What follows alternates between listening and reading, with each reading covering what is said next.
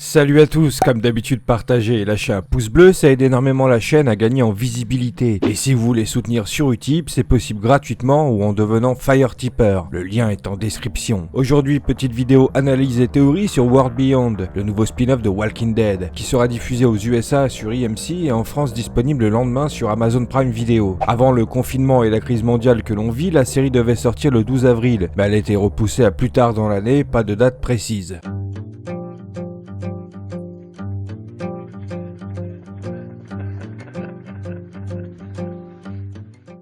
Alors, commençons par l'histoire proposée. World Beyond va nous raconter l'aventure de 4 ados ayant grandi durant l'apocalypse, vivant dans une énorme communauté à l'abri des zombies depuis très longtemps. Ils ont cours, ils font du sport, apprennent à se battre, combattre les zombies de façon théorique. Ils n'ont jamais été en face de la réalité au-delà des murs qui les entourent. Sauf qu'il vient un jour où une des filles veut sortir dehors pour aller retrouver son père, arrive à convaincre sa sœur et 2 de leurs amis à partir avec elle pour l'aider. Entre-temps, 2 adultes qui font un peu figure de prof, mais aussi d'autorité dans leur colonie, se mettent à leur recherche tout en étant suivis ou surveillés par une femme haut placée dans le CRM, qui est le petit raccourci pour dire l'armée de la République civique. On sait que ces personnes sortent en dehors de leur territoire pour chercher des objets et ressources essentielles pour continuer à construire un futur meilleur. Mais visiblement, comme on pouvait s'en douter, ils ne sont pas tout blancs, tout gentils. Personnellement, je ne suis pas spécialement hypé par les personnages proposés. Ce qui m'intéresse avant tout avec World Beyond, c'est la commu des hélicos, le CRM en particulier, puisque ce sont ces personnes qui ont sauvé Rick. Forcément, il va y avoir des liens de fait. La saison 2 et dernière saison est prévue pour une sortie en 2021. Pour le moment, on ne sait pas grand chose concernant le premier film de Rick, mais on peut largement imaginer que le film sortira après cette dernière saison de World Beyond. Encore une fois, avec le coronavirus, pour le moment, il est très hasardeux de prévoir une date.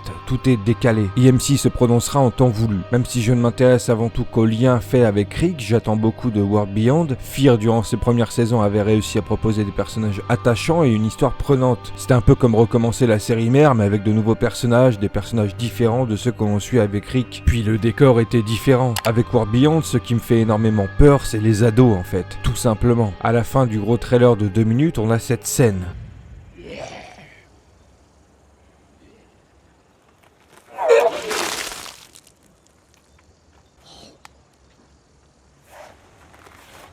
So, that's what you get.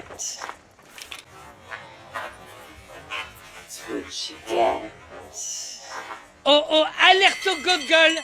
Alerte au gogol, les enfants! Et elle est contente, enfin waouh, on en est à là quoi. Et récemment on a un sneak peek où l'on a le droit à une conversation entre le lieutenant-colonel Kubler et Huck Felix pour au final voir Hope faire un doigt d'honneur au loin et repartir comme un gosse de 10 ans qui vient de faire sa blague.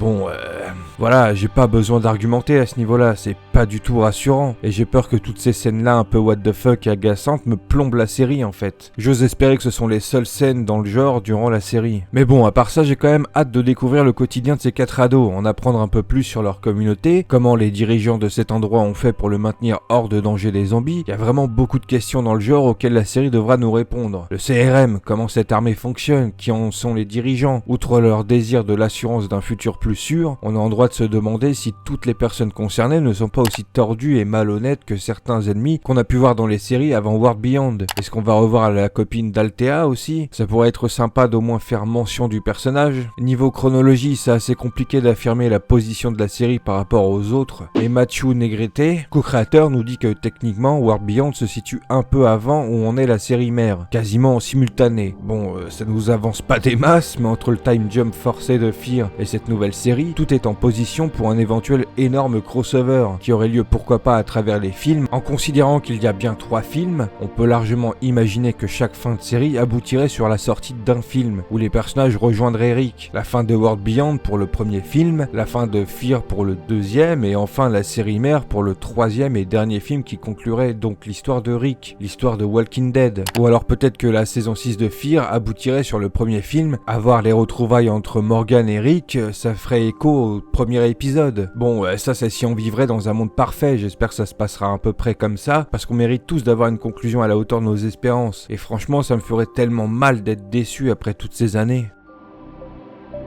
Place à la théorie, World Beyond ne pop pas avec seulement 2 saisons pour rien. Il y a forcément quelque chose d'important qui sera mis en avant. Nos 4 ados partent à la recherche du père d'Iris, le docteur Léo Bennett, qui, par on ne sait quelle raison, est plus ou moins porté disparu. On sait que les ados seront suivis par leur maître Félix et Huck, voulant très certainement les ramener dans leur base. Eux-mêmes seront suivis ou en tout cas à un moment se feront remonter les bretelles par le lieutenant-colonel Kubler du CRM. Pour moi, la disparition du docteur Bennett est récente, sinon pourquoi est-ce que les gosses auraient attendu plusieurs années pour sortir le sauver? Et surtout, sa disparition est forcément liée à sa mission qui elle-même doit être d'une importance capitale puisque visiblement le CRM ferait en sorte de forcer le groupe à retourner à la colonie d'où ils viennent plutôt que continuer à chercher le docteur Bennett. Durant le petit sneak peek, Kubler peut vous avoir donné l'air d'être plutôt amical, mais par expérience, que ce soit dans une série ou dans un film, quand l'armée est là, c'est toujours la merde. Soit ils font tout capoter par ego de pouvoir, soit c'est eux la raison des problèmes durant l'histoire, et parfois c'est même les deux à la fois. En restant dans l'idée qu'un lien avec Rick sera forcément présent durant la série, on peut clairement imaginer que Rick faisait partie de la mission du docteur Bennett, ou en tout cas était chargé de la sécurité, du bon déroulement de la mission. Peut-être aidé également par Jadis. Leur mission aurait rencontré des difficultés en plus de découvrir une information classée défense qui pourrait remettre en question le CRM, ou en tout cas la vraie nature de leurs ambitions. On sait que le CRM protège et fait figure d'autorité sur toutes les colonies qu'elle possède, qu'elle gouverne peut-être même. Si quelqu'un fouine un peu trop loin là où il ne faut pas, il est plus que certain qu'il n'hésiterait pas à faire disparaître les dites personnes. Pour moi, le chef Félix et Huck vont outrepasser les ordres de Kubler et aider les ados à trouver le docteur, à éclaircir ce qui a bien pu se passer et surtout pourquoi Kubler les en empêche en fait. On finirait la saison sur la découverte de l'endroit hostile où possiblement beaucoup de zombies seraient, où le père d'Iris aurait émis des informations pour la dernière fois. Peut-être bien qu'il serait attaché à quelque chose en sachant qu'il allait se transformer. On aurait une séquence émotion-drama où ses filles pleurent devant avant de l'achever. Le tout avec bien sûr une apparition de Rick, pas forcément directe, que ce soit à travers d'un message vocal ou comme je le vois bien venir, par un talkie laissé sur place, ou via ce dernier, Rick guiderait le groupe pour sortir de là où ils sont, comme l'avait fait Glenn pour lui durant le début de l'épisode 2 de la série mère. Alors ça voudrait bien sûr dire que Rick n'est pas loin, mais pas forcément qu'il irait à leur rencontre.